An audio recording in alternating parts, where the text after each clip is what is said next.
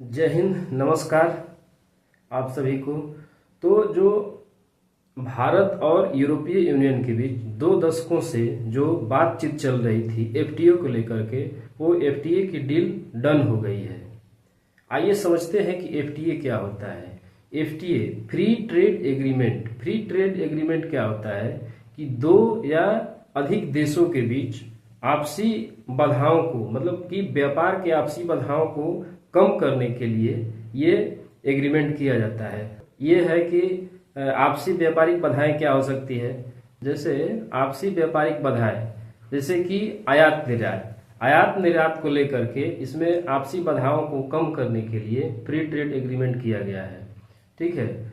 और इसमें क्या होगा कि पहले जब भारत यूरोपीय यूनियन को कोई सामान बेचती थी, जैसे पहले भारत यूरोपीय यूनियन में भारत के कंपनी या भारत के एक्सपोर्टर जो कि यूरोपीय यूनियन को सामान बेचते थे, और यूरोपीय यूनियन के एक्सपोर्टर भारत के कंपनी या फिर कहिए कि इंपोर्टर या एक्सपोर्टर। भारत इंपोर्ट भी करता है, एक्सपोर्ट भी करता है। कोई भी देश इंपोर्ट भी करता है और एक्सपोर्ट भी करता है, आयात भी करता है और निर्यात भी करता है। तो पहले जैसे भारत की तरफ से जो होता था उस पर भी यूरोपीय यूनियन टैरिफ लगाती थी, एक्सपोर्टर इंपोर्टर जो थे।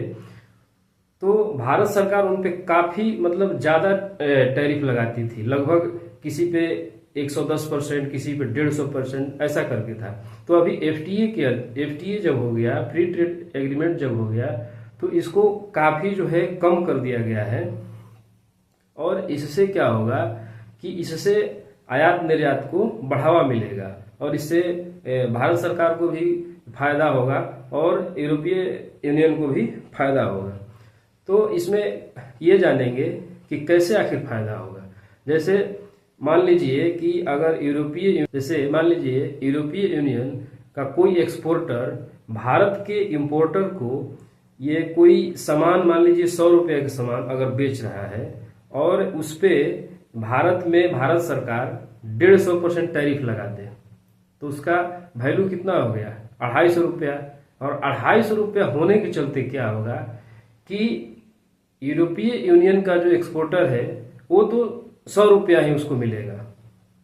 बात समझिएगा, उसको तो 100 रुपया ही मिलेगा, लेकिन उसका सामान जो है भारत में महंगा हो गया। और महंगा होने की वजह से लोग भारत में, अगर ज्यादा महंगा होगा तो लोग खरीदेंगे नहीं, अगर खरीदेंगे नहीं तो भारत का इंपोर्टर जो है वहां से फिर माल मंगाएगा नहीं, तो फिर उसको नुकसान होगा।